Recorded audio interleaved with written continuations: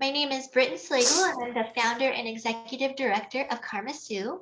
Our mission is to support Coloradan families enduring companion animal cancer through education, counseling, and financial assistance. We would like to thank you all for coming to our education workshop today. If you're interested in watching any of our previous workshops, please visit our YouTube channel.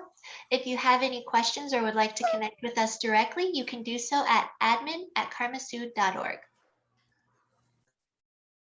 One moment. Okay. Today we will have a Q&A section at the end of this workshop. However, if you have any questions as we go along, please enter them in the chat box or take yourself off mute. Our facilitator would be happy to make this workshop an interactive one. Dr. Carissa Hami is our facilitator today, and this workshop is entitled Maintaining Health in Reptiles and Invertebrates. Dr. Hami will introduce herself to you in one moment. So thank you again for attending our workshop. After we conclude, we will send you a brief evaluation via email. If you can, please complete it as it helps to ensure KarmaSue continues to provide education workshops and topics that you want to learn about the most. Dr. Hami, I'll hand it over to you now. Thank you, Britton. Good morning, everyone. It's such an honor to be here. As Britton knows, I love talking about reptiles, amphibians, invertebrates. So who am I? Why am I here? For those of you that don't know me, my name's Carissa. I've loved these animals my entire life. I went to school and I actually studied zoology and physiology for my bachelor's. For graduate school, I focused on environmental science at the Colorado School of Mines. And I actually, during school, I worked at PetSmart as a pet care specialist. Across the span of 5 years, I volunteered at the Denver Museum of Nature and Science, focusing specifically on preparation of specimens, so skins and skeletons, to include our native reptile friends. I worked during a whole summer as a field biologist for Colorado State University. We specifically focused on documenting occurrences and locations of native reptile populations across the southwestern US. So this photo here at the top, that's what is commonly called a horny toad. That's a wild specimen. We had permits from Colorado Parks and Wildlife to capture these guys and take genetic swabs and measurements. So that was a really cool thing. Across the last 3 years, I've done volunteer work with nature's educators. They have a large collection of really cool reptiles, amphibians, and invertebrates. Their focus is education and outreach. That's the other picture here. That is a bull snake in that photo. Her face is there kind of on top of the cow skull. And now I have this really wonderful and exciting opportunity to work with KarmaSue and widen their base of companion animals to include these often misunderstood, but really, really cool animals. And, over the last 15 years, I've been a private hobbyist, keeping everything from tiny little jumping spiders to, 3-foot Argentine red tegus across that period of time. So let's dive in. Okay, here's what we're going to be talking about today. And as Britton said, I welcome you just taking yourself off mute and saying, hey, Crystal, hold up, I have a question. Because of what's really important about this talk is to focus in on what you want to know, what questions you have. So these slides are a guide, but this is about you, everyone who's taken the time out to attend today. So with that being said, we'll start out with an introduction looking at, who's got companion animals, like what are the numbers in the US? If you haven't made the jump to having one of these companions in your home just yet, we'll go over some recommendations for questions to ask before you make your decision, before you make any purchases. We'll talk about habitats, home sweet home, where these animals live in captivity and considerations there. Nutrition, so important, what's for dinner. And then we'll focus on 4 species that are common in captivity and that I think are good are good choices. Now, and we'll talk about this a little bit more too. it all comes down to you and what you're able to provide, what you want to provide, what's a good fit for you and your lifestyle too. So, one companion isn't necessarily better than the other ever, but some have more complicated needs and some are going to be more expensive to upkeep. So, and towards the end here, we're going to talk a little bit about safety, because a lot of times, and a lot of this is just a result of the society we live in, some misinformation from the media, Hollywood. There's concerns about hazards associated with these animals. And then there's some really real safety considerations. And one of them is based off some of my own personal experience, learning lessons the hard way, that I'm completely willing to share and say, hey, here's a mistake I made. No animals were harmed, but my property was. So happy to share that with you. And then we'll wrap up with common diseases and disorders. A lot of these are very preventable with the right knowledge. So again, this isn't meant to dissuade or scare anyone interested in this hobby, but these are important things we just have to be aware of so that we can provide the best life for these types of companions. So they have a long life, and we get a lot of, there's just so much joy to be had from just even observing these animals. They're so cool and different. And then last but not least, 90 minutes isn't enough time to comprehensively cover this wide range of animals. So I'm going to give you some recommendations for how you can go forth into the world and learn more about the animal you're specifically interested in, if you're all that good stuff. So here we go. All right, so who has companion reptiles and invertebrates? Well, an article in the Gazette, which is a publication down in El Paso County, the Colorado Reptile Humane Society has reported this year that companion reptiles are found in 1 out of 10 homes in the US. That's actually higher than I thought it would be. And it actually made me happy, because historically, and I've personally experienced this in my journey as a hobbyist and an aficionado of these creatures. Sometimes there's a stigma associated with these animals. A neighbor, classmate finds out you have a snake, and suddenly people decide through their own experience or just their own knowledge, they've decided to make assumptions about you as a person, which may not necessarily be flattering or be accurate. So that's just something associated with this particular hobby. It's good to be aware of, but that's one of the things that I'm passionate about, is dispelling negative myths and providing good information and education about these animals. And like I just said a little bit earlier, there really is a huge range of options of animals. 8 legs, no legs, all different colors, all different, there's some that are active at night. There are those that are active during the day, that are those that really aren't active at all. We're going to talk about our tarantulas that just sit there and are rather lazy, but they're just conserving energy. So I populated a lot of pictures in this presentation to show you, but yeah, there's even more to see than beyond what I can show you today. And in addition to the wide range of animals, there's a huge variety of info available. Not all of it is trustworthy. So as you do learn more, be critical about the information you're seeing. With the internet, it's great that there's a lot available to us, but it's good to get your info from a reputable source, a source you trust, and we'll talk a little bit more about that too. Good sources for that. Okay, if you haven't made your decision yet, if you're early in your journey of choosing your reptile or amphibian or invertebrate companion, here's some good things to think about. Money.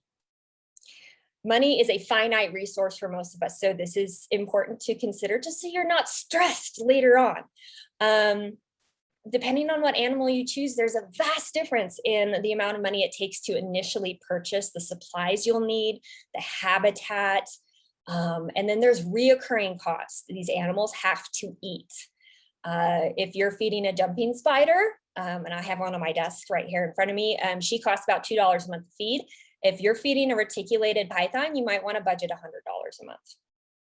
So heating elements burn out. Light bulbs don't last forever. A specific type of bulb that mimics ultraviolet radiation from the sun, those have to be replaced every so often. So it's totally worth the exercise of sitting down with a legal pad or an Excel sheet and just mapping all this out, so you have an idea of what you're looking at for costs, and break it down between a few different reptile companions you're considering. And another thing that people often forget is to budget for veterinary costs. If your animal gets sick, it's so important to have some money put aside so that you're ready to take them to the vet and provide them the care that they need. And again, a lot of this preparation, not meant to dissuade you, it's meant to make this less stressful for you as you go on your journey with this companion. If you have family living in the house, if you have roommates, you have a significant other who's going to be impacted by the presence of this animal in your lives, talk to them.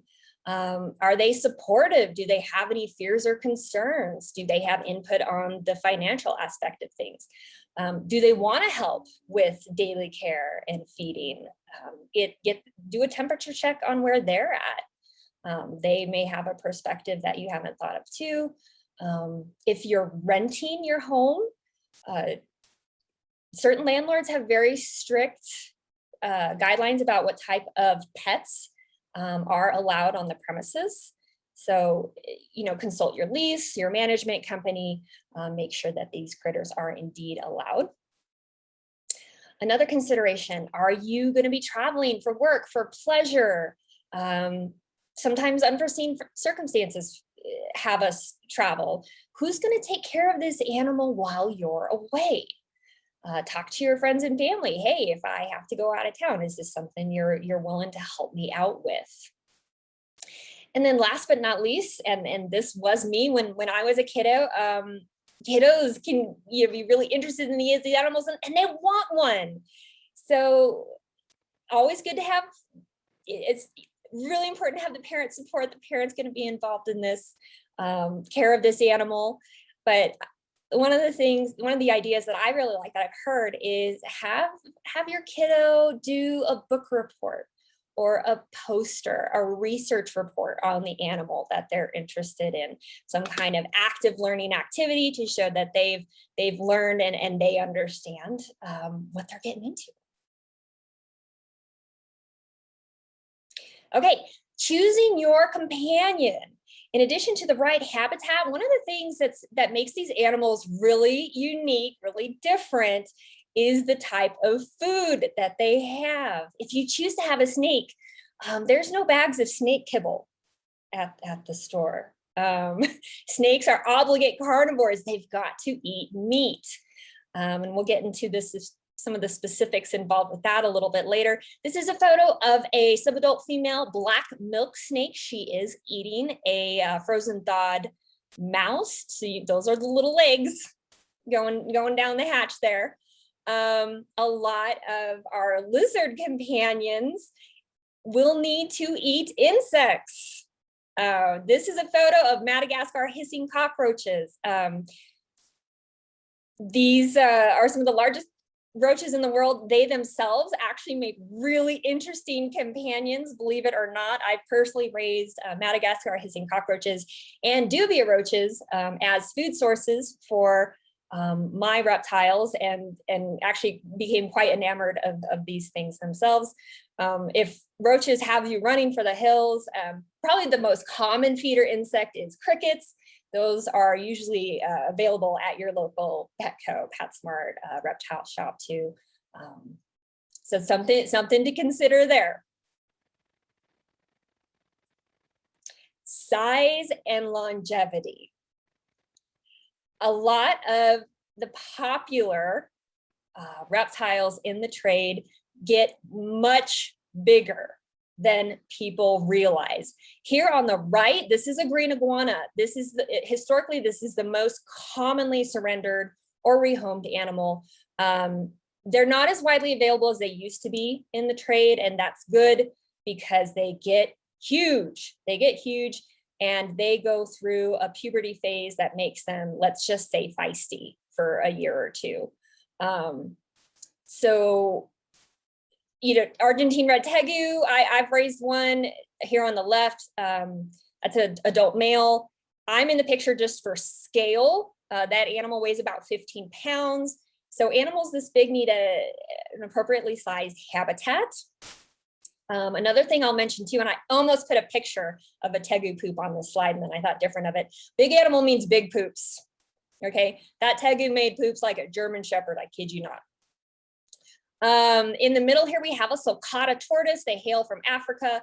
They will live over 150 years with the right care.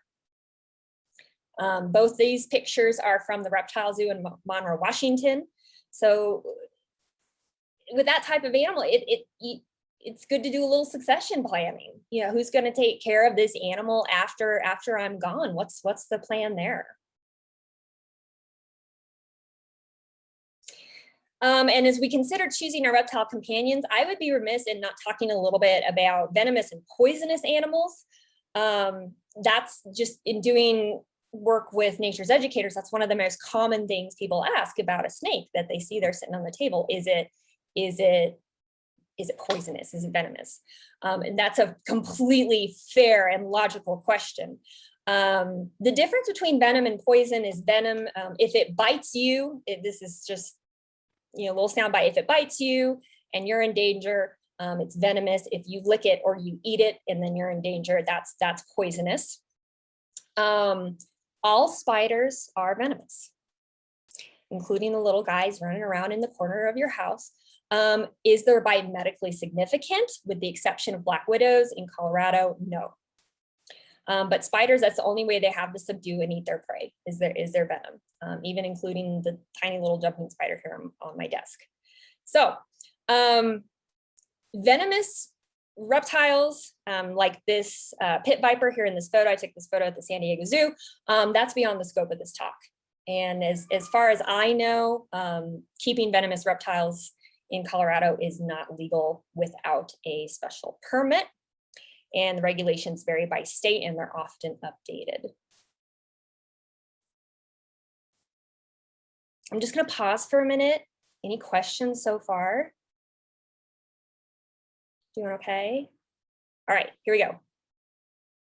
Habitats. Where's this critter going to live? How are you going to observe it doing its activities? Here are some important considerations. I've given a picture, an example of a little crested gecko habitat. This is one I had when I was in graduate school. One of the most important things for these animals is the right temperature and providing a temperature gradient. Reptiles, amphibians, they can't generate their own body heat like you or I can, or our dog or cat can. So if you see a photo on Instagram of a snake wearing a sweater, okay, maybe that's cute, but there's nothing for that sweater to trap. That's going to be purely ornamental. It's not going to help keep that animal warm. They rely solely on their environment, which you are providing for them to maintain the right body temperature. And their ability to maintain their body temperature is directly linked to their ability to metabolize their food, for their immune system to function, and for them to even move around. If these guys get too cold, their muscles literally will not work. So I can't stress how important this is, but this is achievable with the right habitat. So when I talk about a temperature gradient, in this photo, you see on the right side, there's a heat lamp, and this little crested gecko in the middle here, if she wants to get warmer, she can climb up the top of this log and get closer to the heat source. If she wants to get cooler, she can move down. So we've got to give these reptiles the opportunity to self-regulate their body temperature. And the range of temperature that you want to provide is specific to the species. When we talk about bearded dragons a little bit later, we'll talk about how important it is to have either UVA, UVB, or both source. This can be accomplished in captivity with special light bulbs. Sorry, the cat has joined the conversation. Those can be incorporated into your light fixtures. That animal just has to be able to get under that source of light to receive the benefit of that. Another really important consideration, your enclosure has to be secure. Snakes especially are notorious for finding any little gaps. If that lid can be pushed open, they will find a way to do it. And then that, we don't want that, because outside that enclosure is probably not safe for them. And then they get away from the proper temperature. So important for that to be secure. Another consideration, and this one I've learned the hard way, is you can create the coolest habitat in that, but then at the end of the day, you got to make sure that all of it is accessible for you to be able to clean. And part of this is just for your comfort and safety too. So you don't throw out your back or twist up your wrist trying to get to things. And that's important for maintaining the health of the animals, keeping the enclosure clean. Substrate, choosing the right kind. This is an area of hot debate in these communities. What I'll leave you with today is if you've got an animal that needs humidity, having the right substrate that holds humidity is important. This enclosure right here actually has a bioactive substrate with live plants. So, I mean, you can get as fancy or simple as you want. Some people just use paper towels. If you choose to go the route of dirt or sand, one of the most important things is just to make sure that the animal doesn't ingest this while it's eating its food. We had a question early on about bioactive substrates. What this means is there's active microbes and little bugs. Isopods are a great choice for these setups that are alive in the substrate and breaking down waste matter. I've actually put in what are commonly called roly-polies. I know that name varies by region. I'm in there, and you can commercially order isopods. The bigger the enclosure, the easier it is to maintain a bioactive setup. And those do need water. So I put an automatic mister in that setup when I had that with my tegu. So really, really fun stuff.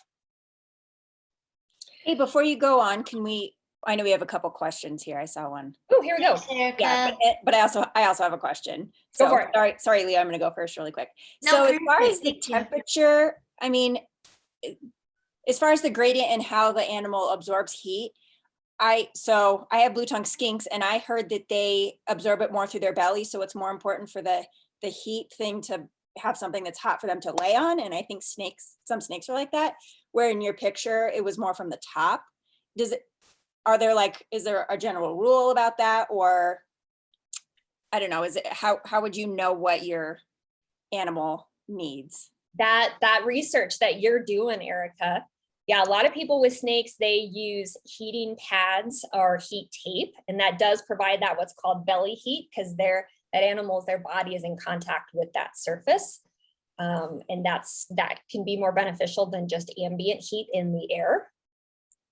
So yeah, I agree 100%. And a lot of those systems, people will choose to control those temperatures with thermostats. Gotcha. Definitely, great question. Yeah, and then there was one, Britt, do you want to? Yeah, definitely. Carissa, can you see the chat, or would you like me to read it aloud? I unmuted myself. They all wandered away. Okay, go ahead, Leah. They just coming back. But my question was mainly my big struggle right now in my enclosure, it's a 40-gallon long, is getting the cool side. I know that the cool side typically should be about 70. Okay. But we keep our house, she's a leopard gecko. Oh. But we keep our house at about 73. Okay. So is that really, I mean, something I should be worried about or be attempting to cool that side more for her? She definitely doesn't utilize that side during the day, like at all. Right now, she usually sticks to under her hot hide or in her hot, under her hot basking area or in her hot hide is usually her go-tos. Wow. Okay. Though at night she's everywhere. I mean, in the evening she's all over. She poops on the side of her wall, so she's literally everywhere. Okay. But how important is it to get that cool side cooled when it's so hot in the ambient room? Observing the behavior of the animal is important, and you've done that. I mean, we're talking the difference of just a few degrees. Yeah. I know her breeder had said she was used to the higher temperatures and Okay. before we got her, but she was only like 5 months. No, she is 5 months. She was only like 5 weeks. Okay. Some people will use like a little, gosh, I'm trying to think about it. Because it's hard to cool. I mean, it's harder to cool than it is because her hot side is perfect. The middle is perfect. And it's just that cool side gets a few degrees above what they would consider the normal. Some people, and this is a trick for chinchillas, they'll have little rocks or tiles that you put in the fridge, and rotate those in and out of the enclosure. Okay. That's a little bit of an off the cuff idea. Okay. Yeah. She has a drip plant. So it drips onto a rock formation that I created. Ooh. And then goes back down into the tub and then back up. So I wonder if I could cool those down for her and just give it kind of like almost a, humidity is not an issue. We're in Colorado. I have to run a humidifier next to her all winter. So. Okay. Yeah. During the summer, it's fine. But during the winter, so I'm not too worried about if it created like steam or anything. That'd be cool. Yeah. Yeah. So, just freeze her rocks. Yeah, but there could be concerns about it getting a little too cool there too. So now the cool side does have under places for her to get down under, so I'm sure it's cooler under there. The ones that I spot check are usually about 73. Do you have a heat gun? Oh yeah, the ones that I spot check are usually about 73. Okay. If she's not spending all her time on the cool side, like it's plastered against that boundary as far away as she gets, she's probably pretty comfortable, it sounds like, just based on what you're describing of her behavior. Yeah. She's not plastered against it. She moves back and forth in the middle, and it sounds like she's got a lovely home, honestly. I'd love to show you guys when we're done, but I don't want to take up everything. I'm good with that. Maybe later when we're done, I can walk over there. I'm good with that. Thank you so much for that question. Thank you, Erica, for talking about the heat pads, heat tape, belly heat. There's also heat cables. Lots of good options.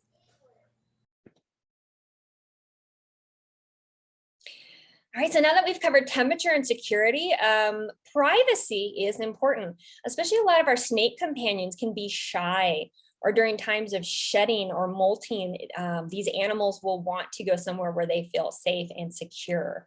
So there's a huge variety of options out there. Here's just a sampling of supplies I had at one point. These little half logs are readily available. You can get as fancy and creative as you want, or even an overturned cardboard box that you change out when it gets dirty can suit just fine. Water source, also really important. Here's a sampling of water dishes. You can go for the naturalistic look, plain ceramic. As long as you can comfortably and easily change out that water and keep it clean. Or like Leah was talking about, if you've got a water feature, keeping that clean. Really, really, really important. And even with some of our more shy snakes, our shy invertebrates that we may not see move around as much, you think, I never see them take a drink out of that water dish. I guarantee you, in the middle of the night, that little spider is sneaking out there, dipping in and having a drink. They have to. These animals cannot survive without water. And depending on the size of your chosen companion, we really stress having adequate space for mobility and exercise. One of the exceptions are some of our tarantulas. We'll talk a little bit about that in a moment. And enrichment, giving the animal the ability to explore different things. A lot of people I know change out different climbing features in their habitats, or depending on your animal's comfort level or tolerance for changing environments, even moving them outside for some exercise for a little bit, supervised. Here's a picture of a rainbow boa getting some exercise and natural light and enrichment outside. But in addition to that, It's important to provide that in their home. Depending on the species, it can be really important to provide humidity, whether you're just manually misting with a spray bottle on a regular basis, whether you've got an automatic mister, whether you're choosing to use a humid hide. You could make this out of a Tupperware container if you wanted to, or there's fancy ones that look like rocks or skulls or whatever suits you. Putting the moss in there, keeping that moist, changing it out if it gets dirty, making sure mold doesn't grow in there can be really key. Again, the animal will self-regulate, and when it needs and wants more contact with humidity, it can go in that hide and meet its physiological needs. And beyond that, reptile habitats and your invertebrate habitats, get creative. If anybody's been to the Cheyenne Mountain Zoo, Scoot's Gallery, they have done a very artistic approach to many of their reptiles, especially their snake habitats. They've used brightly colored tiles, brightly colored marbles, trying to dispel the notion that these animals are slimy or gross. They've tried to make it artistic and very beautiful. So feel free to let your creativity loose.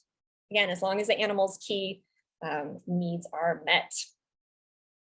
So let's talk a little bit more about nutrition. As I said earlier, our snakes are obligate carnivores. A lot of our lizards, they need some insect snacks, even if they're omnivores, and also enjoy their fruits and veggies. Our tarantulas are obligate carnivores too. So for our snakes, like this Brazilian rainbow boa, rodents are often the best and most readily available source of nutrition.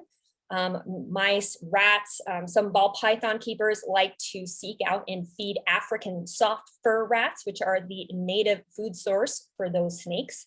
There is fierce debate among people about feeding live versus what's called frozen thawed, or I like to call it heat and serve rodents. I personally am a big fan of the heat and serve rodents because it's there in my freezer. Another thing to talk to your significant other about, your roommates about. Remember how we talked about that? Hey, are you okay with having some frozen rats next to our frozen dinners?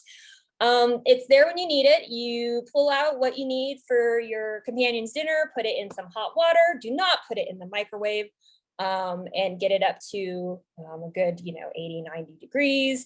And you can wiggle it in front of the snake and mimic, that natural behavior.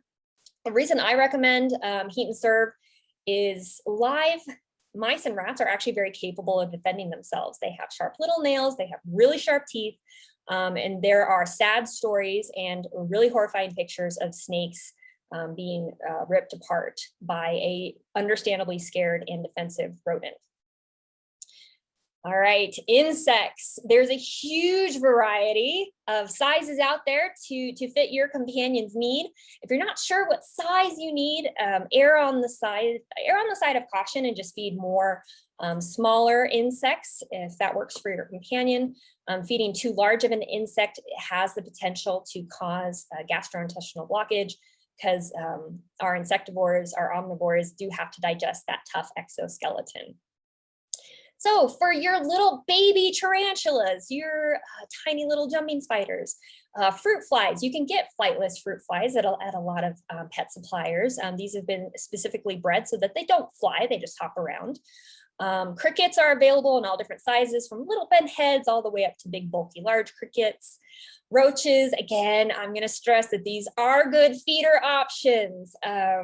They're more nutritious, they're more hydrating, they don't have as much tough to digest material in their exoskeletons. And another thing to keep in mind is gut loading.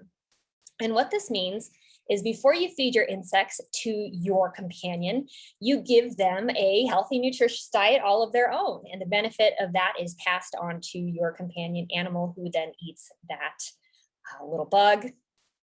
And again, if you're interested in raising your own roaches, I've done it. It's really cool. The Dubia roaches, they're easy to contain. They don't fly. They really don't smell. Crickets do smell. So if you have a number of reptile companions, this can make sense. Maybe you give some to your other friends who have companions maybe make a little extra change on the side through selling those. Yeah, just things to think about, but not at all required to get into the hobby. You can Question go with and- the gut loading. Yes. How do you know your feeders are eating the gut loading material? My roaches are in their bucket. Okay. And they have their little carton hides, and I put in the bowl of a Acadia insect feeder or Okay. insect fuel. How do I know they're eating it? You might mean- be giving too much. Okay. Yeah. I would give just a little bit so that you can watch it disappear. Okay. Because it's I put in a little bowl so they can climb up and not get stuck in it, and then it's got like a ramp in it. Oh, nice. But yeah, because I tried sprinkling it just on the bottom, but it kind of got moldy. Yeah. Right. So I was like, That's not good. right. So I just don't know if they're necessarily eating it all. I mean, I still do all the vitamins and all that anyway, but I don't know that the roaches are eating their food. That's a great question. Honestly, it just sounds like Weird you're one. giving them too much. Yeah. Okay. And these guys, if they go an hour a day without the food because they've eaten it all, they are going to be just fine. They're roaches, yeah. Trust me. Yep. Okay. Yeah, I was really curious because I learned quick not to necessarily need those moisture cubes either, because ew, that was a gross, big giant mess. Those can get gross. Roaches are so efficient too. If you give them, your leftover apple core or, fruits that have water in them, they're going to love it and they're going to get plenty of hydration through that. Ooh. Maybe I'll do that with all the apples the toddler takes one bite out of and leaves. There you go. Perfect. Seriously. Yeah. I kept dubious for years and years, never used water crystals, never. Right. Yeah. And this is it's Acadia, like the earth insect fuels. So it's supposed to have the moisture in it anyway. So Oh, that's those gel cubes. nope, it's a almost a grainy green powder. Hey Reese, grab the insect fuel. Right side Echo's stand, the right side drawer, not the roach bucket drawer. Sorry. No, you're good. You're great. I'd love to see it. Yeah. I don't know. You could It even is. save your money and feed them your leftover veggies. Oh, interesting. I'm not familiar with that. Yeah. Cool. It is UK based, I believe, Okay. but they do supply here. But it's a full alfalfa based gut loader. Fancy. Yeah, they seem to like it. I've never had them turn down food. True.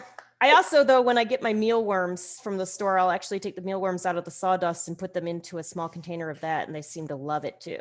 That's awesome. So I'm glad Leah mentioned that. Good one. Mealworms, hornworms, or other options that you can get. I tend to consider those like treats, like reptile potato chips, because they're kind of high in fat. They don't have as much protein as a roach.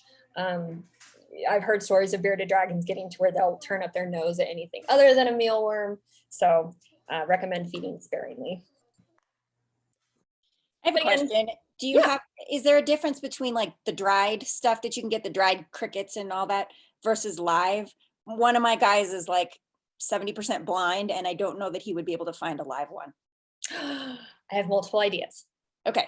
So the freeze-dried insects that you can get, worth a try. They just won't provide that hydration.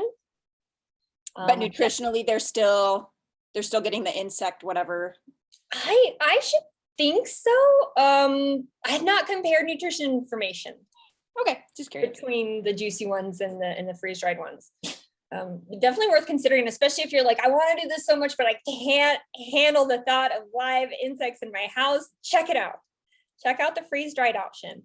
There's other ways to provide hydration, especially for the omnivores.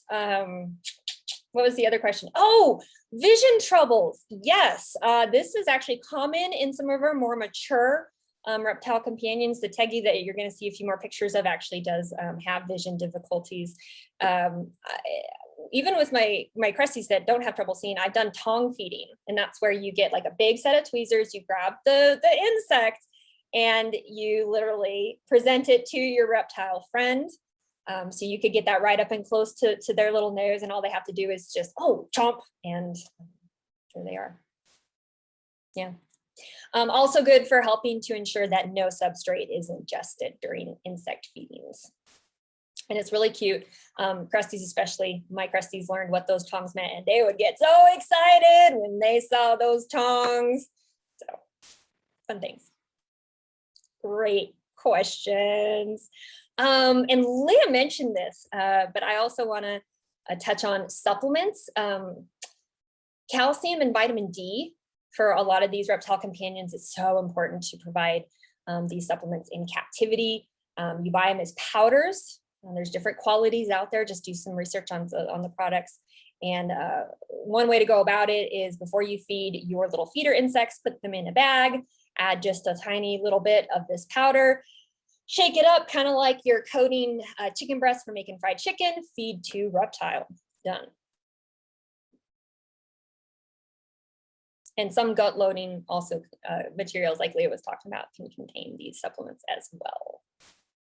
And we have a puppy, yay. Sorry, that's my Ridgeback mix. He's my baby. Oh, don't be sorry, everyone's welcome. Yeah, it's Emers's baby brother. All right, we have talked about crested geckos a bit. Here's the first of our 4 focused species profile. Again, this is not comprehensive. You are in no means limited to these. I just wanted to touch on some examples today. Crested geckos, affectionately referred to as cresties or eyelash geckos. I see we've already taken up 45 minutes, so I'm gonna have to pick up the pace a bit. They are omnivores. What's cool about your crested geckos is you can get really cool, nutritionally complete powders, just add water and serve. It makes kind of this fruit paste. It smells like pineapples or mangoes, depending on what flavor you get. It's pretty great. They lick it up. These guys do pretty well at room temperature, between 72 and 78 degrees. Again, kind of like Erica was talking about with skinks, there's debate about providing the UV lights. So do some research, make an informed decision about that. Still provide a temperature gradient so they can thermoregulate. Most crested geckos, and again, with all these animals, it varies by individual, watch their body language, understand their tolerance, but generally these guys tolerate handling really well. They're actually quite almost soft and silky. It's the best I can describe it to the touch. They do jump. They're undignified when they do it. They just kind of fling themselves forward. So keep that in mind during handling. And they come in a huge range of color patterns or morphs, as we like to say. The little girl in the picture is a Dalmatian. There's, oh gosh, all kinds. Brown with white splotches. There's a Halloween morph that's almost kind of black and orange looking. So lots out there available. Ball pythons, hailing from the grasslands of Africa, very common in the reptile hobby. They get their name or their nickname Pet Rock because if they are at all scared or intimidated, they will roll themselves into a ball with their head at the middle and hide from the world. They are obligate carnivores like we talked about, so they will need those tasty frozen or however you choose to do it, mice and rat treats. So depending on the age of your animal, younger animals, and this is the same for invertebrates too, they need to eat more often. So a young ball python might need to eat every 4 to 5 days. A more mature animal, maybe once a week, once a month. They'll tell you too, if you watch their behavior, offer food, they'll either eagerly accept it or refuse it if they're not hungry. The one caveat with ball pythons is they do tend to be a little bit more of a fussy eater. Some people claim that they go on hunger strikes. So what I recommend is tracking their weight, getting like a kitchen scale, monitoring their weight in grams. If they're refusing food, their weight is not dropping, just continue to offer it. But if their weight does drop, consult your veterinarian. because with these animals, monitoring their weight is a good way to track their health. And that includes like our little crested geckos, our leopard geckos too. These animals generally tolerate handling well too. Again, watch their body language. They'll let you know what kind of mood they're in. An exception to being handled, or a time when you don't want to handle them, is when they're going through what's called shedding. They shed their skin in one piece, very organized, unlike people and dogs and cats were just constantly shedding, cells flying off all the time. So when snakes shed, their eyes will actually cloud over, which obstructs their vision as they prepare to shed the actual cap over their eye, because you'll notice snakes don't blink. You know, they've got a very different ocular structure. So with them not being able to see, even your normally really docile, tolerant ball python could be a little jumpy, potentially a little snippy, just because they can't see. And I'd react the same way. Just like our crested geckos, there's a huge variety of color patterns out there. This is a wild type that you see on this slide, meaning this is what you would see in the grasslands of Africa. But there's, oh my gosh, cinnamons, bananas, purples, yellows. It's just amazing what people do. So yes, this last thing I want to mention, the max size for these guys is about 5 feet. Females are generally larger, so they wouldn't need as big of an enclosure as, oh my goodness, your Burmese pythons, your reticulated pythons. You see these babies at every single reptile show, but your reticulated python can get over 30 feet long, you know? So here's another reason why a ball python might be a better choice for your average hobbyist. Let's talk about the quote unquote creepy crawlies. I've kept tarantulas for 15 years. I get so much joy out of these animals. And for those of you not familiar, let's talk about why.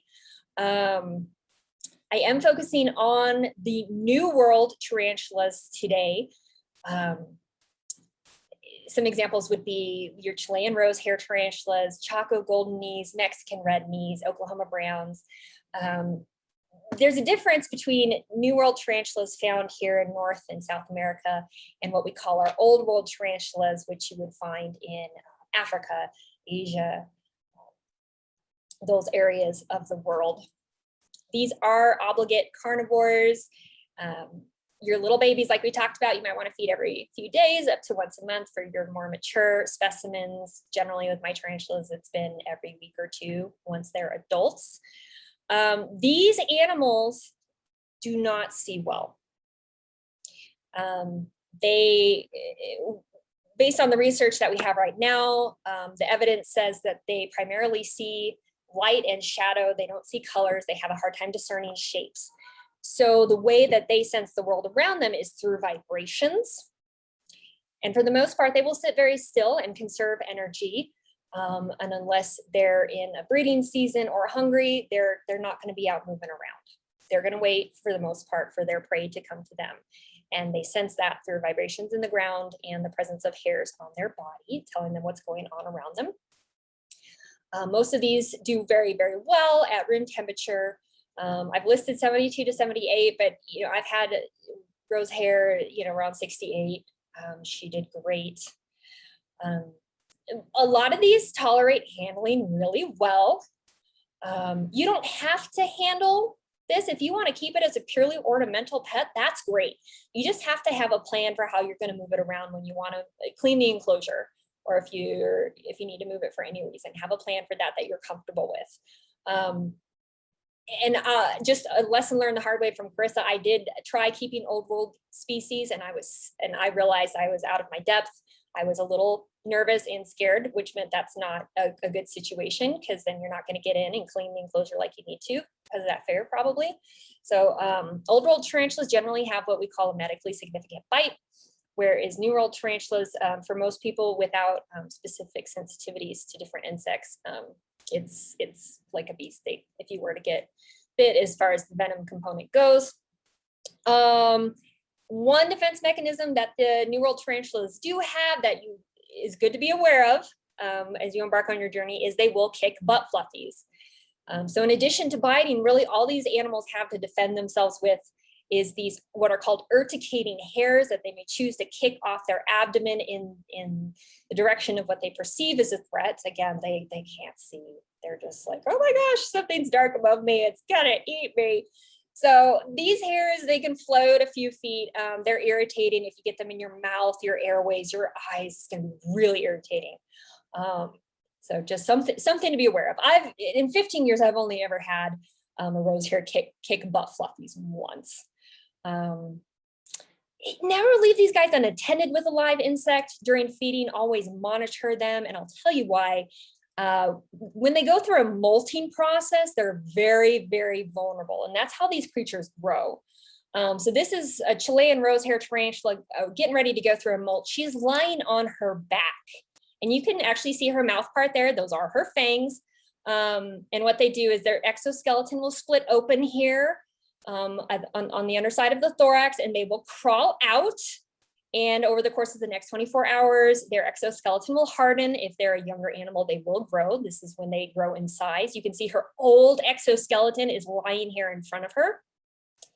As they harden, a hungry cricket roaming their enclosure will attack and start eating that tarantula alive. So always monitor feeding. Don't leave live insects in there. That's another reason why I like roaches better. You don't want to leave a live roach in there either, but roaches are more inclined to burrow in the substrate and mind their own dark business. Crickets are vicious. They will find things and chew on them. Oh my gosh, it's almost 11. I'm sorry, y'all. Here we go. Bearded dragons. They don't get big. They max out around 2 feet with their tail. But I consider them a little bit more, their needs are a little more complex. They hail from the Australian desert, so they need really intense, hot basking spots. They're omnivores, so they need fresh veggies and fresh fruits as treats are great, along with their insects in their diet. They do need those special bulbs that replicate the sun or going outside to get that. And we'll talk a little bit about metabolic bone disease, and that's what happens if they don't get that light. Generally, they tolerate handling really well. They do have sharp little claws, little nails, and they are a little pointy. So they're not soft like a crusty, but one thing you can do to keep their nails kind of naturally filed down, if you don't want to actually, go in there and trim them, which you totally can, is when they go outside on the concrete, or if you have some rough slabs or stones in their enclosure, that'll naturally kind of wear those down. Their little beard, the underside of their throat, they will puff that out and darken that to a black color if they're at all stressed, or even if they see their reflection in a mirror. So yes, bearded dragons, very cool companions. All right, safety. It's one of the most common questions. Is it gonna bite me? Well, anything with a mouth can bite. And I've borrowed that phrase from our friends at Nature's Educators. For the most part, when any of these animals do bite, it is because either they think something's food or they're feeling threatened, and it's a defensive behavior. So regardless, whatever kind of animal you choose, especially if you go with the snake, and I think we've got a pretty small group here. I did put a content warning over this slide just because it's I'm going to show you a skull of an Amazon tree boa. These snakes have hooked teeth that if they do snag you, these teeth that kind of fold backwards, that's how they hang on to their prey, because they don't have arms, they don't have forks, they don't have hands. This is their only way to hold on to their food. So if they do snag you, give them a minute to unhook themselves. They're just probably as horrified and embarrassed as you. If they do hold on, and again, in 15 years, I've only ever had it happen once, running their little face underwater makes them kind of wake up and realize they're not where they want to be. So just have a plan for when it happens. If you do get bit, also make sure you clean the area very, very thoroughly. And if for some reason it does get infected, seek medical attention.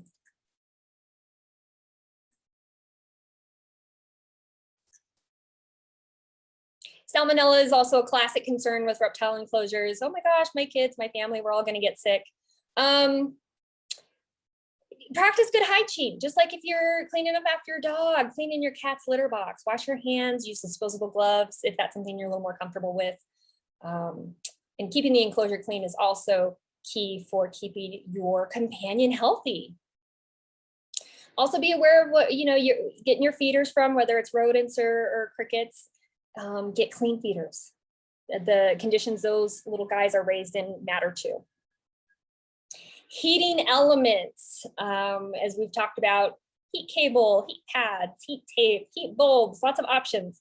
Carissa was rehabbing a bearded dragon suffering early stages of metabolic bone disease. She took a heat lamp that looks like this picture off of the enclosure. She set it on the carpet. She took care of the bearded dragon and she went to school. Yeah, right, she came home and the house smelled weird. And that's because this heat lamp had burned a hole through the carpet pad, all the way down to the plywood. Yeah, you have no idea. And I was renting, you guys. So don't do that. Just have a plan. Every time you move a heating element, turn it off first. Just turn it off before you touch it, before you move it, before you do anything. I don't want anybody else to have to go through that. Escapes seem to be one of people's favorite stories, and it's always it seems to be a mom and her little 12-year-old guy has a snake and it gets out and the family's in terror. Oh my gosh, this animal's scared if it for some reason gets out. For the most part, these will seek out heat, look under fridge, look in dark hiding spaces. If they do get out, don't panic. Call a friend, have a snake searching party. Diseases and disorders. We're going to wrap up with this. Is it okay if I go, Britton, just for a few more minutes? Absolutely. We are here until 11:30. So Okay. take your time and people feel free to ask questions still. We're good. We are all okay. Okay. We're towards the end. If you haven't gotten your companion yet, find your veterinarian first, a veterinarian that is able and willing and qualified to treat reptiles, amphibians. Invertebrates, they're going to pause and scratch their head there a little bit. Veterinarians that advertise themselves as qualified to treat exotics are worth looking into. And that way, if something happens, you're not dealing with the stress of finding a veterinarian on top of the stress of having your animal sick, needing treatment, needing attention. I am not a veterinarian, but I've done a lot of research for these types of situations. So I'm just going to share what I know here during the last part, but ultimately, get advice from a vet specific to your situation. For our reptile and amphibian companions, invertebrates too, so many of these diseases and disorders start off with malnutrition and dehydration. Diet and access to water is so important. Humidity is so important to avoid shedding troubles. We talked about those eye caps. So here's a picture here of a little milk snake shed that shows those eye caps. This is ideally what you want to see when your snake leaves you a present of a shed. It should be in one piece, especially as snakes get bigger. So a lot of times they will break it, but you do want to see it come off in as close to one piece and at one time as possible. If you see patches of shed that is stuck to the animal's body, after about 24 hours, it's worth increasing the humidity, doing a little soak. Don't ever pull the shed from the animal's body at an early stage, unless it's truly stuck. Again, and there's debate in the community about this. It's really, ideally, it's best for the animal to shed itself. Mouth rot is another common thing we see in these reptiles, because just like us, they have bacteria living in their mouth. But once a reptile's immune system is compromised or starts to weaken, that's one of the first places you'll see signs of trouble. The swelling or abscesses in the mouth as that bacteria starts to become unchecked. So this is Argentine red tegu getting a mouth exam here at Cheyenne Mountain Zoo. Part of a complete workup here, you can see there's some vials of blood down here at the bottom right. For this, they actually did draw blood out of the tail. Another thing to consider, especially when adding new reptile or amphibian companions to your family, is the presence of ectoparasites. In the south, you can see snakes with ticks. Here in Colorado, we do have snake mites.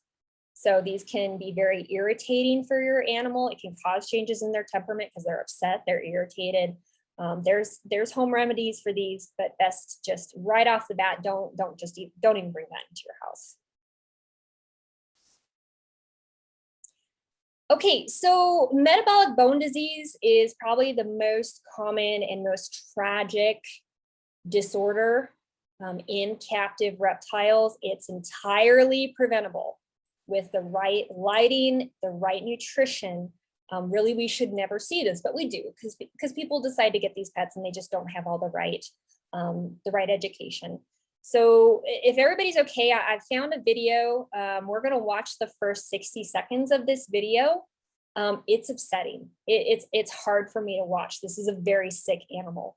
But we're sharing it today just so folks understand that there are very real consequences of not providing the right care for these animals.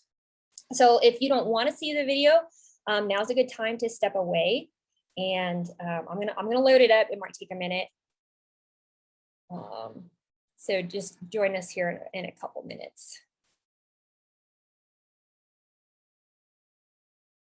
I wanted to take a few minutes to talk about a bearded dragon that we took in today.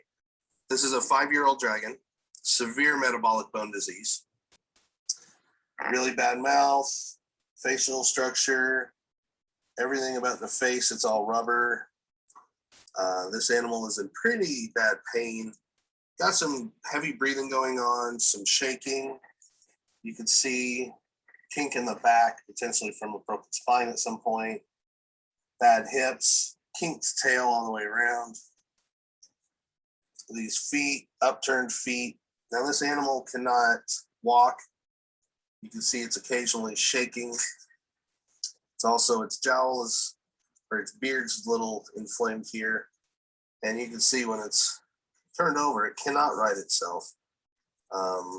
And it does have, like I said, issues with tremors. This is caused by improper lighting, improper diet, no calcium in the diet. Last couple months, sick. Okay, so at the end of that video, they do say the most humane route forward for that animal is euthanasia.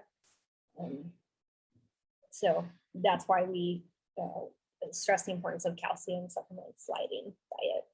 That really should never happen.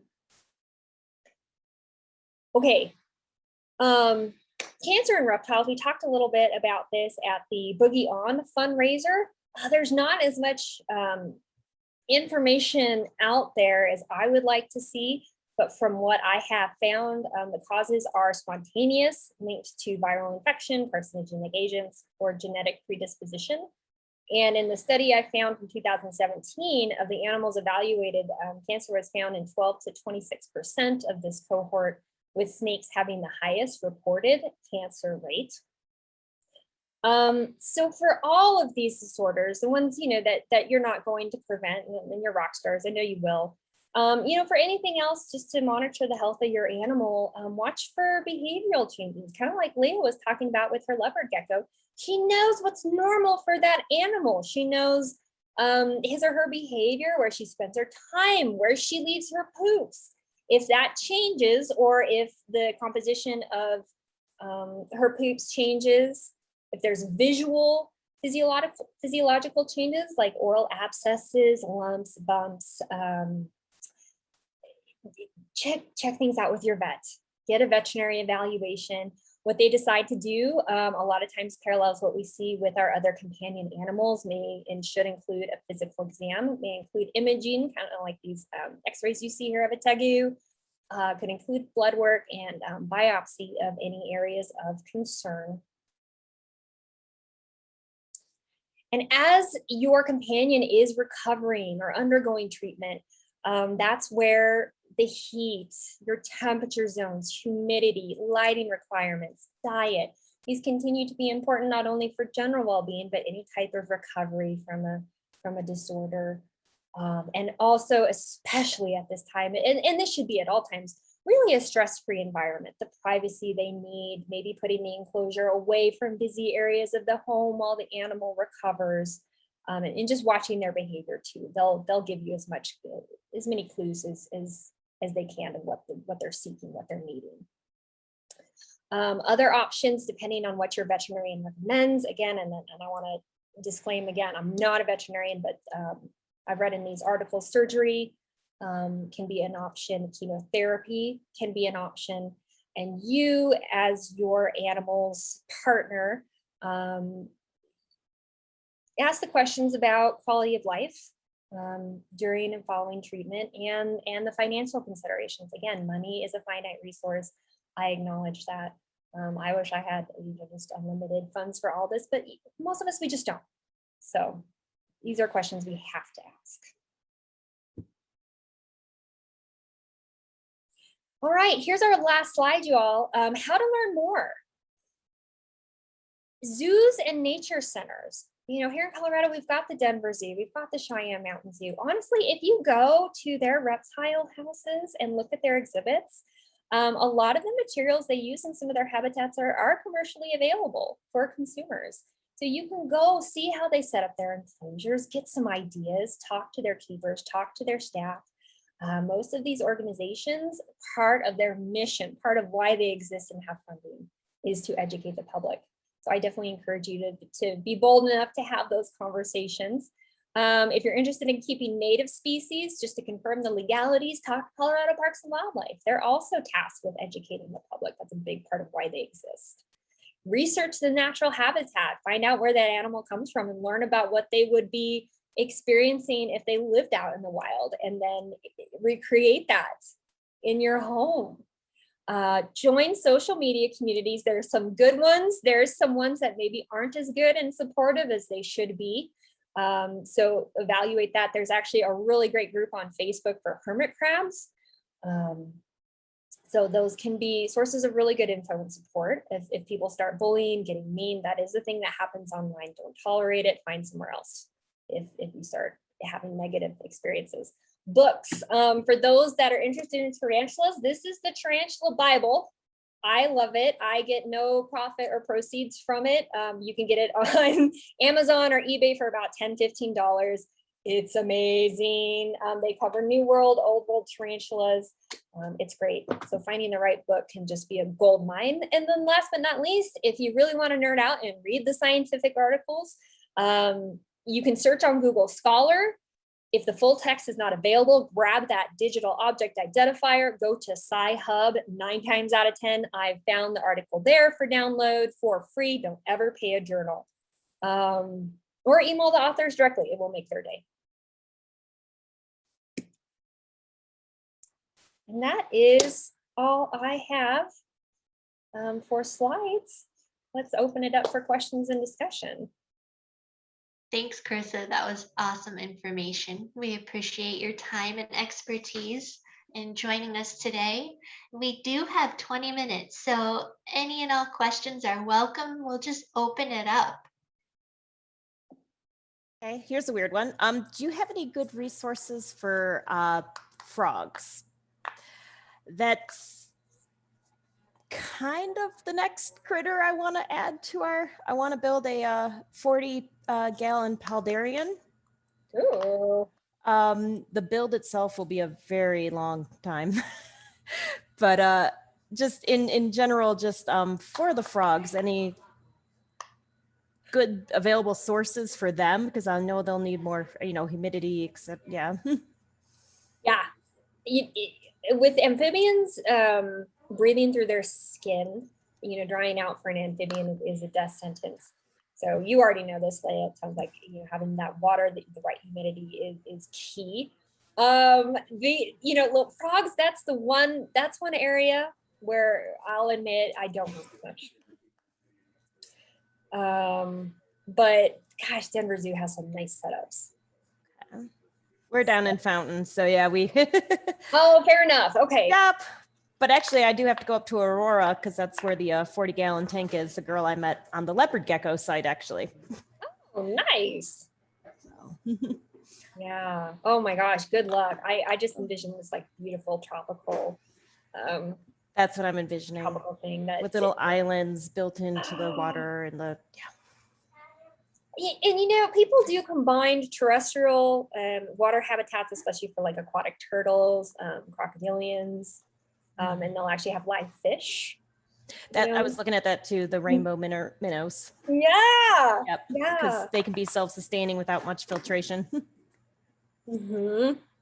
We're all gonna go live at Leah's house. It sounds amazing. Right? She'll keep us warm and comfortable. Oh, well, I gotta say, actually, I'm so proud of my fish tank. It was a girl who lives in Aurora actually runs a fish group, and she helped me actually make a sustainable planted tank. And it was the first success I've had with fish in a while. Awesome. Oh my gosh. Great. That's great. Wonderful. We have a question in the chat. Native, ooh. Des, if you'd like to take yourself off mute, go ahead. Yeah, can you hear me okay? Yeah. Okay. So we just moved to Castle Rock, and in one of our window wells was a little lizard, a little striped lizard one day. And Anthony, my son, was like, what the heck? We've lived here all our lives, never seen lizards in Colorado. It's just out in the wild. And so we put like a stick down so he could crawl out if he wanted to, but we don't know if he just burrowed underneath and got out or what the case was. So like, how many lizards do we have here, and do we need to make sure they can get out, or did he fall in, or did he burrow? That's a great question. The first question, do we have lizards in Colorado? We do. They're elusive. That horny toad here. Let's go back to that slide. If you go down, especially, there we go. Horny toad, southeastern Colorado, we have those. But yeah, in urban areas, even you will see these little lizards. Did it have like horizontal stripes, maybe a little green on it? They went along his body. Yeah, and he was a little bit green. Mm-hmm. It's probably a whiptail. Yep, and my mom looked it up, and she thought that's what it was. Mm-hmm. Okay, yeah. Whiptails are cool. They're all girls. They produce completely by basically cloning themselves. So, yep. Okay. Yeah. It may have burrowed into the window well. Climbing isn't as much a natural behavior for these guys. Okay. And I mean, it happens. I would recommend maybe some covers just so it doesn't happen again. Yeah. Yeah. That's the next thing. We just want to make sure he wasn't stuck. So we couldn't find him anymore. He went away. So if not, we were going to try to put a box in there and get him out. But yeah, very big surprise. First thing, we're like, oh, hello, we have a lizard friend. Yeah. And so many of us, our first inclination is to crawl in there, save that animal. But window wells are a place where you could encounter a black widow. So care and caution is wise. So yeah, I'll be getting covers ASAP. Fair enough. Yeah. Do we have any other lizards here besides the whiptail and the horny toad there? There are a few others. And the names are escaping me at this point. I've seen one with a he was about that big, and he had a blue underbelly. Oh. Yes. Yes, he was sitting on my desk when I walked into my side room, and I literally thought it was a kid's toy. and then it moved its tail. So we took him and we put him back out. But he had blue underneath, and he was about this big. Oh my goodness. I know there's fence lizards. I don't know what they look like, but I know the name fence lizard. Right. Oh, how cool. Yeah. Our nature center down here in Fountain you can catch them out on the rocks sometimes right around the bend during the afternoon. Oh my goodness. I had no idea. They are so cute. That's awesome. Yeah, he was our little friend for a minute. Yeah, they're generally small and pretty cryptic, pretty well camouflaged here in Colorado. Most things want to eat them, and they know it. So, Gotcha. They're fast too. Yeah, he was gone pretty quickly. Thank you. Great question. I'm gonna go on a walk real quick. Okay, Leah, thank you. I want to see the leopard gecko. That's yeah. Thank you. She's asleep, but I mean, Marissa, will you stop sharing your screen? So it'll Oh, go. yeah, of course. Yeah, thanks. So otherwise it's teeny little window. You're right. The dog's like, what's going on? oh, there we go. Oh, what a great home. So there's her home, and oh, she killed Pikachu last night. Wait, what does that mean? Oh, Oh, Oh my gosh, I was like, is that another animal? What's happening? no. She killed Pikachu last night, but her hot side is here, and she kind of sleeps Okay. underneath there or in that rock under the ledge. okay. Oh, very And then nice. her moist hide is under the twig under the Pokeball. Oh, there's the water dripping like you're talking about. Yep, her water feature Wow, and the cool side. that's lovely. Oh, what a great home. What does she like to So- eat? Oh, we've got dubias and mealworms. I haven't done hornworms yet because she's about 8 months old, so I didn't want to get her addicted. Yeah. I didn't want to feed her the candy before she was grown up. Right. But and so she does mostly dubias. I'm trying to get her to not eat every day. Okay. Yeah. She's about 45 grams, which is getting on the chunky side. Aw. So she needs to slow a little bit on the eating, but she would eat she would eat every day if we let her. She glares at me. But I've been considering also the subscription site that I use sometimes stocks silkworms. I've heard good things about those. And they do come with the mulberry leaves to survive long enough for feedings. So I've been considering getting those as well for her when they have them in stock on her site. Because she has a roach subscription. They come every other week. Thank you for bringing that up. For folks that may not know, that's a thing. Yeah, it's a Dubia Roaches is the website. And they all sorts of sizes, everything like that. And Delivered to your doorstep, right? delivered to our doorstep. Just make sure your mail carrier knows not to go put them down in the postal box. Because then you're racing down as soon as you get the notification because it's hot out. Right. Yeah, but that's what she eats. Yeah, and she's by choice, comes out by choice into my hand, and we take her out front.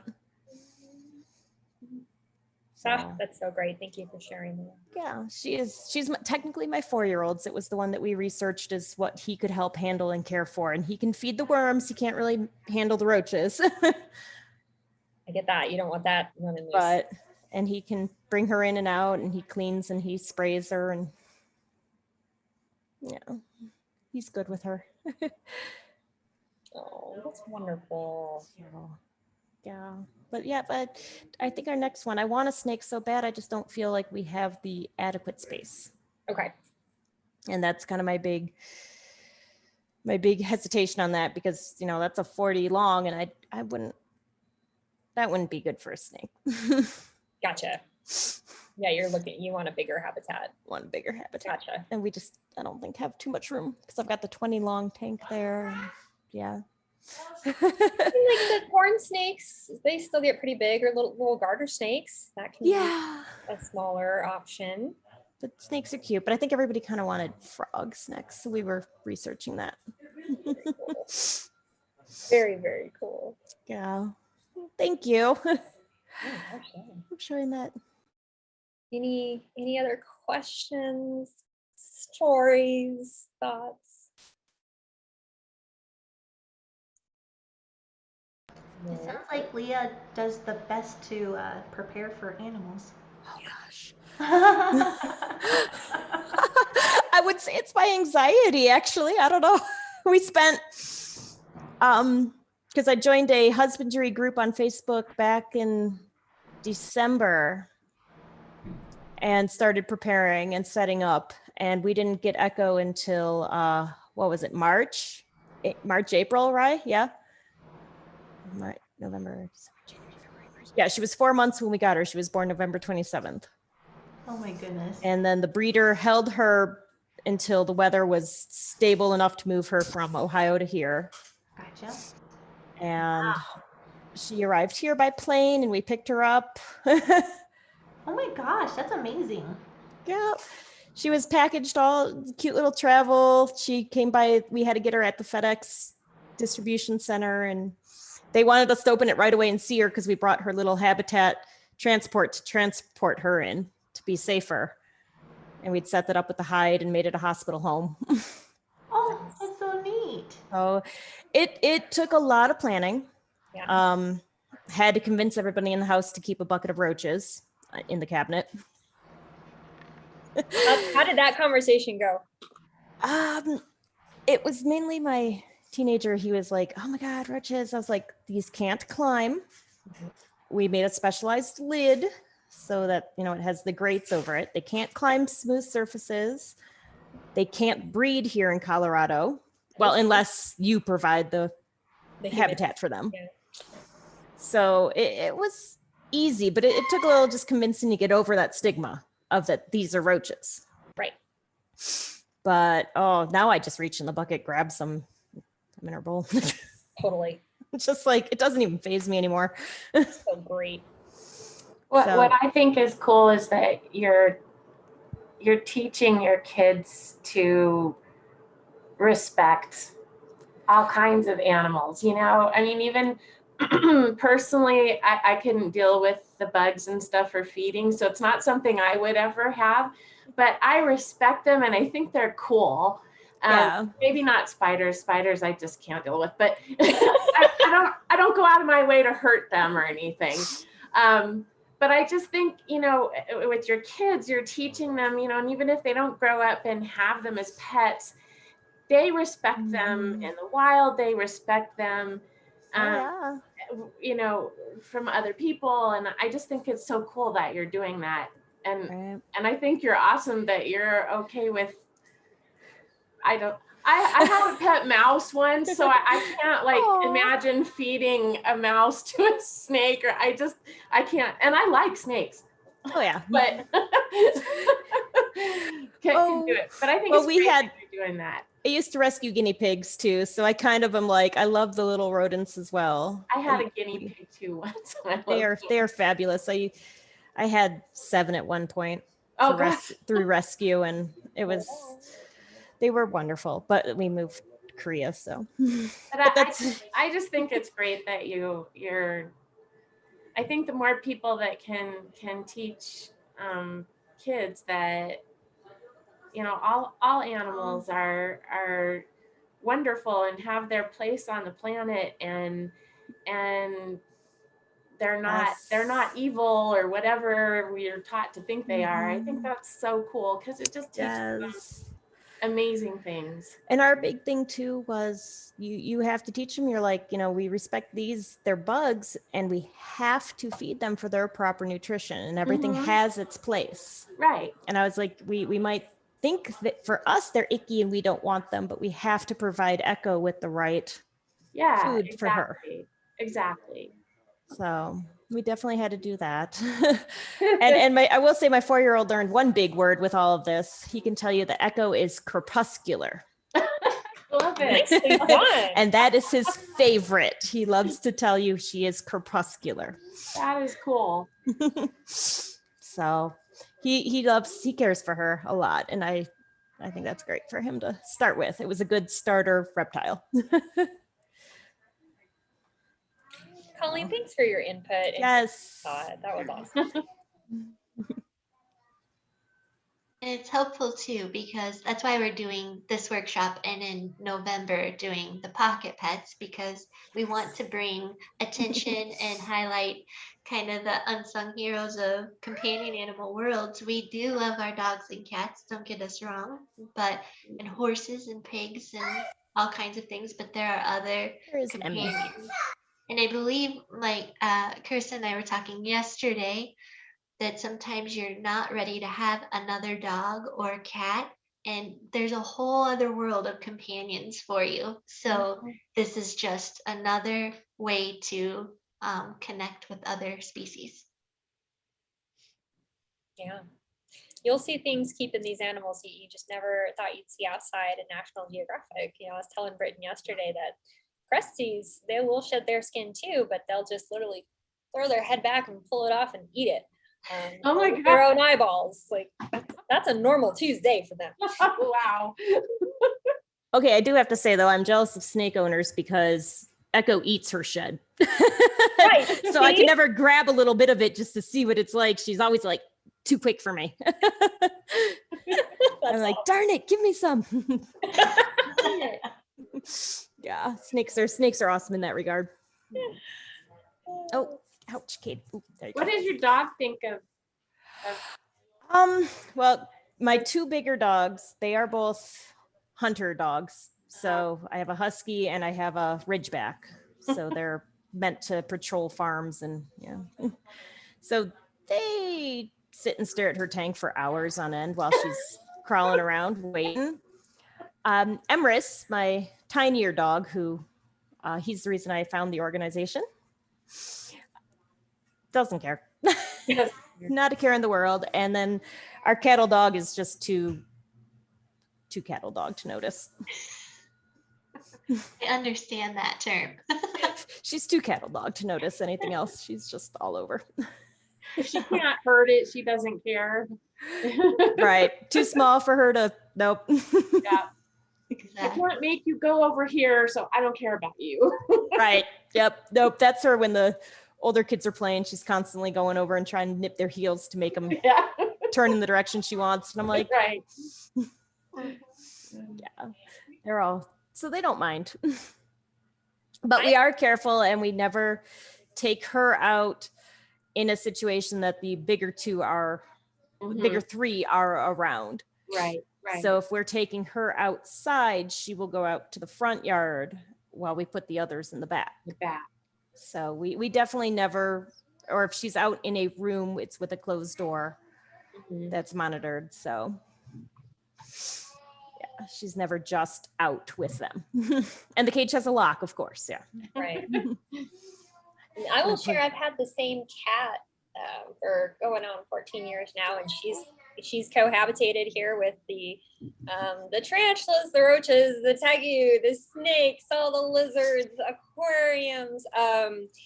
It's just been polite indifference. My biggest concern was always to make sure that any heat lamps were secured so that she couldn't knock them off Oh, right. or potentially burn herself if she jumped up and wasn't exploring. So Oh yeah. All of our materials and the roach buckets are all behind closed doors. Yeah. there you go. I wouldn't trust the ridgeback not to eat the roaches. He, Sounds like a lot of smart pet parents here. Well, it is 11:30, so to respect your time, I will close the meeting. But thank you all so much for attending. thank you so much. Yeah, thank you for Thank being you. here. That was amazing.